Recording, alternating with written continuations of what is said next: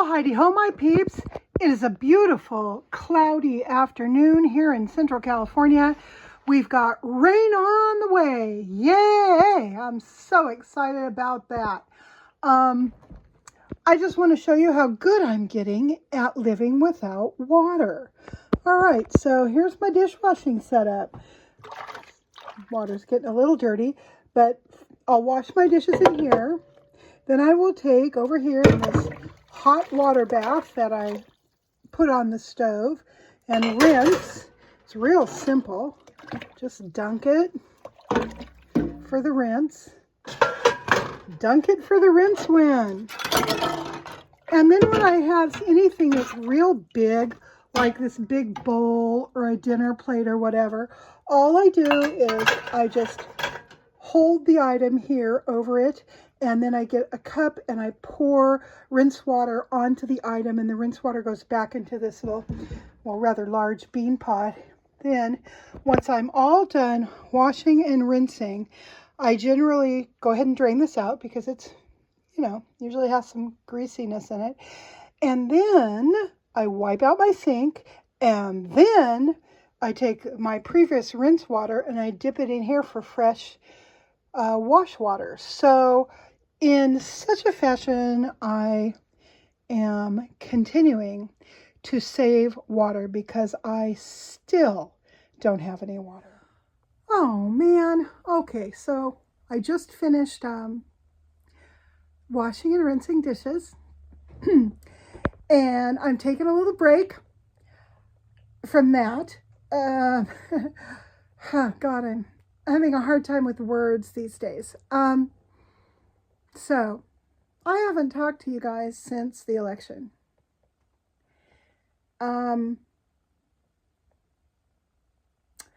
Boy, that's a hard thing to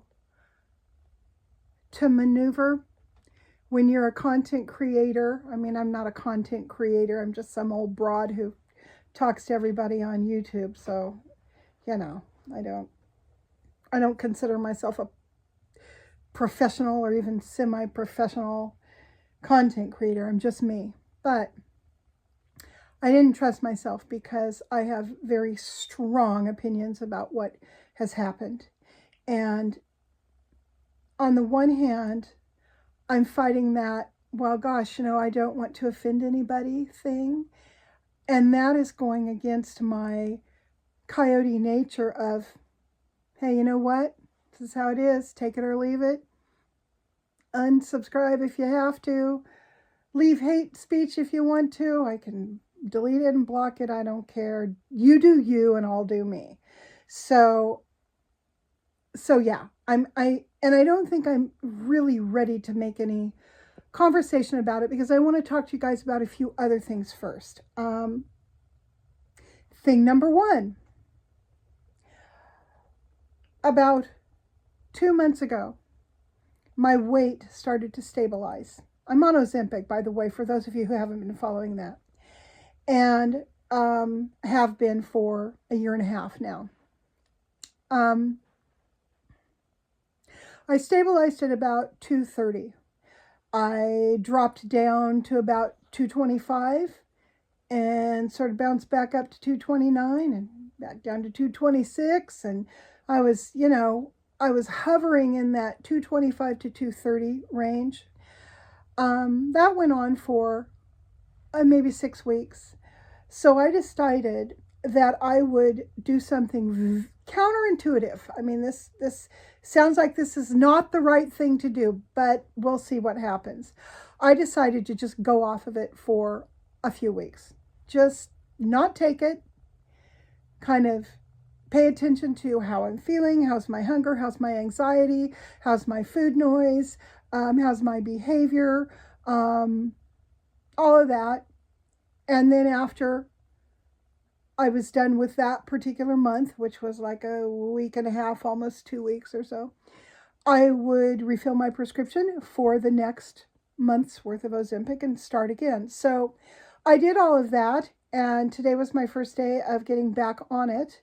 I haven't yet talked to my doctor to ask if we need to increase the dosage. I had started on half a milligram, then I was at a milligram, now I'm back down to half a milligram. I've been trying to take the lowest dose possible in order to get the effect, and I need to talk to her about going back up to a milligram. But I wanted to talk to you about how it felt to be off of it.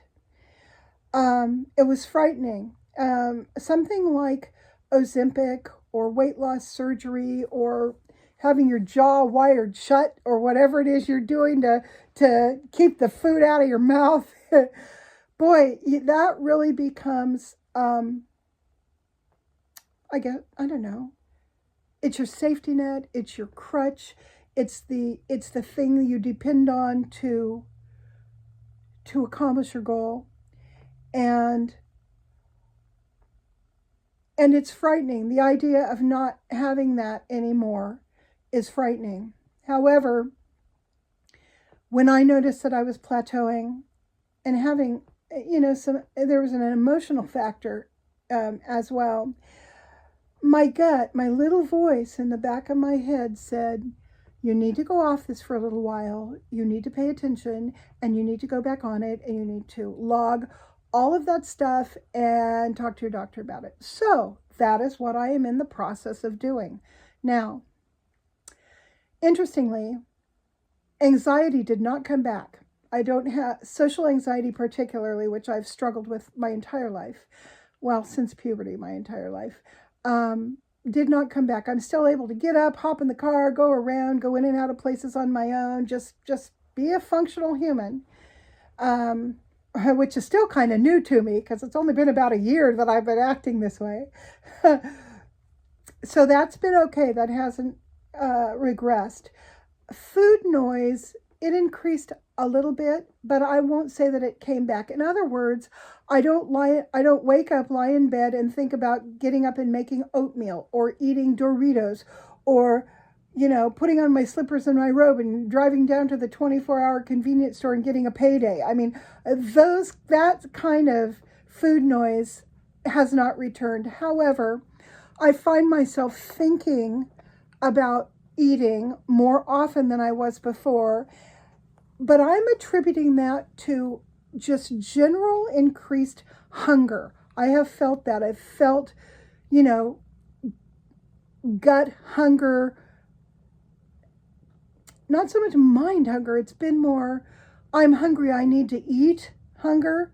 And then I'll eat and I'll drink some water and I'll be okay 20 minutes later.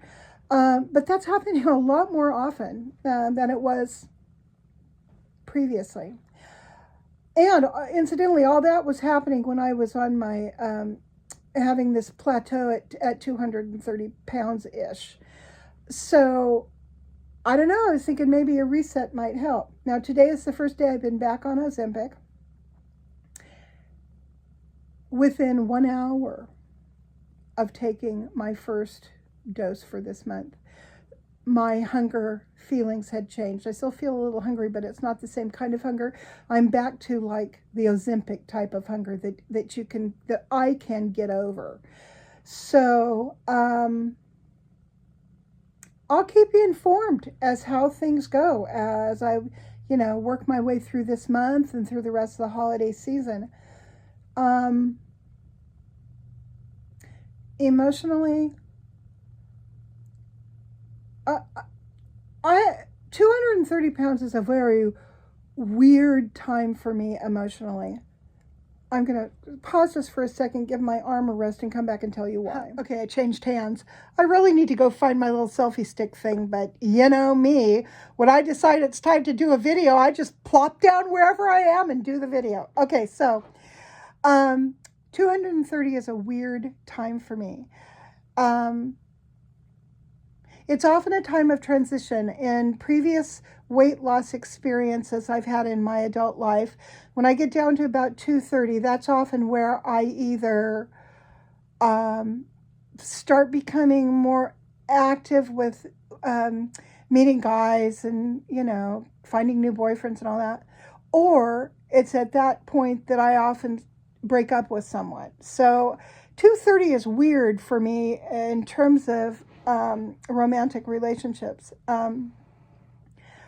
it seems like a phantom pain because I'm not feeling any of that with Grant. It's not like, oh, I weigh way 230. I got to get rid of him now. That's not happening. So it almost feels like a memory of behavior more than actual behavior right now.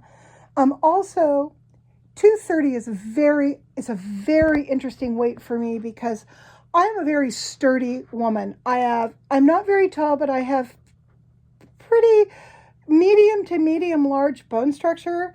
And I put on muscle easily. And so I forgot what they call that. I think that's a mesomorph, somebody like me. So for me, 230 can be a relatively healthy weight. Relatively in that I'm up on my feet, I'm exercising, I'm going to circuit training, I'm working outside. I can work outside all day long. I can come in and paint the library walls or whatever. I mean, I'm my stamina and my strength are very good at this weight, and I am just about as strong and I don't know what the word is, but I have stamina, and I'm just about as strong as I ever have been when I have been at this weight, even 25 years ago. I don't remember being any stronger or any more energetic, any of that, than I am now, which is interesting because I'm 25 years older. You'd think I wouldn't have the same kind of vitality as I did back then, but I seem to. There are a couple of things that are different about me now. One is that I feel more pain in my knees than I used to. I don't feel, I mean, my knees work fine. I'm up and down and around, but I can feel the stiffness, and I can feel that I need to be careful. I don't want to, I don't want to fall or get hit sideways or anything like that. I'm very careful, but I'm okay up and down on the ladders, and I can do stairs, no problem, blah, blah. So that's different. Another thing I've noticed is that my shoulders are a little stiffer than they have been, although I am attributing that to a summer's worth of weed eating and raking my 5-acre parcel. So a lot of that is just simply use, or maybe even overuse. Although I think I've told you guys this before, but man, am I ever getting some anterior delts. I mean, these muscles are really developing, and I can feel when I lift stuff like it wouldn't be 8 pounds. It's like close to 30 pounds worth of water. I can lift that 30 pounds worth of water. I can heft it up and dump it in the sink and do whatever I got to do. So I can really feel my muscles building. Although I've only been to 2 circuit training classes so far, I am finding that I can rise to that challenge just fine. There is nothing that makes me stop, or for that matter, even breathe heavy. I do feel tired, and I can feel all the, the strain in the back of my legs and in my arm muscles, depending on what we've been doing. I can feel the strain in my quads, the front of my thighs, all of that. But it's not like, oh, I'm exhausted, or oh, I just hurt myself. It just feels like a really good workout. So my plan for that is to start going at least once more a week, preferably twice more a week, so that I'm working out 3 days a week, Monday, Wednesday, and Friday. That's what I want to do. I will continue taking the class, with a bunch of other people, but there's no reason why I can't go in and do that circuit on my own. There's always people in there, and, blah, blah. So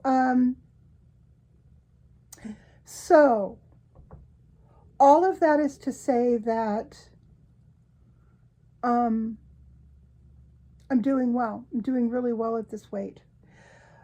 But I realize that I need to take more weight off. I need to take it off for the sake of my knees, for the sake of my back and my hips, which don't hurt yet. But, as time goes on, they probably will. I think in part my hips and my back don't hurt because I'm sleeping on a mattress that's very appropriate for me. I'm a back sleeper, never used to be, but since the sleep apnea has pretty much been it's pretty much gone away. And I also sleep slightly elevated. I sleep very well. I never wake up gasping. I never wake up feeling tired, like I've, had a difficult night. I sleep very well on my back. And my mattress seems to be very appropriate, because when I wake up, nothing hurts. I get out of bed and, I can feel I'm stiff, but I don't wake up in pain. So that's wonderful.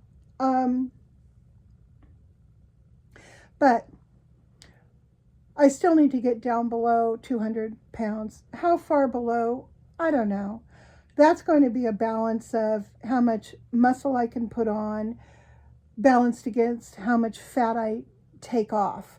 And I don't know what that is going to be. I'm not there yet. I can't even look into the future. But in broad strokes, I can say somewhere south of 200 pounds, probably somewhere south of 180 is going to be a really good spot for me to stop and say, okay, now it's all about maintaining this muscle structure and, this level of health. So that's where I am. That's my Ozempic update. I've been contributing to a thread on somebody else's video. This poor gal who just couldn't take the Ozempic, and she talks about how bad her experience was, and God, I feel so it's heartbreaking when people who really need the kind of help that Ozempic has given me, when they cannot take it for whatever reason that they've got. And so I've contributed to that a couple of times, and so somebody had made a comment to one of my comments, and I went back and commented to that. So what I'm telling you right now is basically the synopsis of what my comment was, talking about where I am now and the challenges that I've been having at this time. So yeah, that brings you up to date on that. Still no water, and still waiting for the temporary tank to be released and delivered here at my place. That has not happened yet. I don't know when or if that is going to happen. I may have to go to a plan B, which I haven't even figured out yet. So, that remains to be seen. In the meantime, I am blessed with that 200-gallon water tote. I am blessed with it. We've put it up in the upper pasture, which is slightly higher than where our house is sitting. And I can drag a hose across from my neighbor's their faucet where they used to water their livestock. They finally got water again. So exciting. Anyway, I can drag a hose over every 10 days or so, and I can fill this up. So I'm doing all right. I am doing all right. I run the water in a hose from my upper garden down into my garden that's right by my house. So I just go out the front door, down the steps, I sit down on a rocker, and I fill up all of our water containers and Grant, and I bring them in. And, we have a system, and it works. And I'm grateful. We have rain coming. Another atmospheric river. Now, most of it's going to fall in Northern California. However, the forecast is that maybe the second and third storms will come down into Central California and dump, hopefully, a bunch of rain. We don't know yet how much to expect, but we can expect something. So I'm excited about that. And let's see, what else do I have to talk to you about? I'm going to pause this. I'm going to think, try to remember what I wanted to say, and then I'm going to come back and say it. Now I remember what I was going to talk to you about. It's my progress in Grant's office, which I am now calling the library, because there are so dang many books in here. That's really what it is, a library. But I wanted to show you what I've done. This whole section right here that you can see with the shelves and the books, that had not been painted, and there were no shelves up there the last time I gave you a tour. So I am going to turn around and get to the other side of the room so that you can see it a little bit better. I also ended up putting a third shelf here, and I'm going to put a fourth underneath, so I will have quite a bit of shelf space. We're in the process of building shelving that's going to go in that closet, and So here you go. This is what it looks like on that side. Now that all of that is painted and I've got all the antique books up at the top, and I have plenty of room for pretty much every other book Grant owns. I'll be able to get into this library. So I'm real excited about that. I still have to go through many boxes. Much of this stuff belongs outside in the tool shed because a lot of these things are tools. So you'll see quite a few boxes of unsorted stuff there that needs to find a home. But that's okay. I'm feeling really good about this. I don't think it's going to be too difficult to get it all whipped back into shape. And you know, I'm going to put a rug down in here and bring in a couple pretty little chairs to sit there.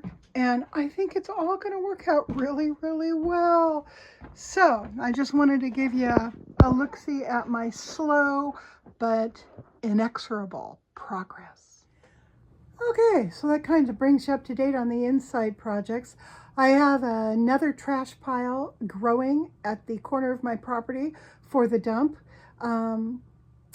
Oh, and the other thing I've been doing, I have started to organize all my trash into recyclables that I will take to the recycling center myself. So I've got my CRV stuff, my regular plastic, my metal, and my glass, my unsorted glass. So I think I'm going to cancel my trash service. I don't think I'm going to need that. Grant and I... Oh, and paper gets packed flat into boxes, and then once a year when we do our burn pile, I'll just burn all of that. It actually comes in handy because we're not supposed to use accelerants to start our fires. So having paper or cardboard available to get the fires going and hot in order to burn the hazardous material, you know, from not hazardous material, but I mean the fire hazard material. Like the oak branches and, you know, the thistles and whatever else you have to get off your property. Anyhow, having that paper and cardboard is going to be an advantage for that. So anyway, we generate, I would say, one regular kitchen garbage bag of trash per week because all the old food goes to the animals, all the recyclable stuff goes into recycle, and it gives you very little left over that would go into regular trash. So that's going to save me, I don't know, $50 a month or something like that when I pull the trigger on that. Probably next month, maybe probably at the first of the year. I'll do it from January on. Animals, all the animals are doing great. Mallory is doing great. She's in her cozy little winterized doghouse. She has a doghouse that's just big enough for her to get into, and it's all, you know, padded, and it's got reflectix over the top and inside, so she stays cozy. But if it gets down, you know, right around freezing, a little bit of, well, not freezing, but above freezing, below 42, well, below 48. When it gets below 48 degrees outside, then she comes in. So she's handled for the winter. The chickens have decided to roost on my front porch. Oh my gosh.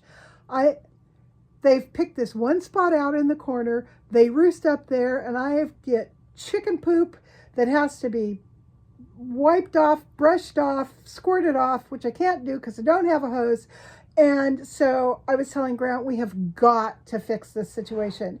So we're going to figure out how to keep them from roosting there. And really the simplest way to do it is I just need to close up a small section of rafter where one hen likes to go, and then take the little shelving thing down where the other hen likes to jump up on that shelf and roost up on that. So I've got to do a little bit of that. And then Grant said that I can probably use the pressure washer to clean all that because it doesn't use a whole lot of water. So, you know, one step at a time, you do your life maintenance and try to make things easier. So that's about it. Grant is off to Costco and down in town right now. Costco was out of eggs the other day, so he went down to get 5 dozen eggs. And also a new belt for our power steering pump. The belt snapped on that. So,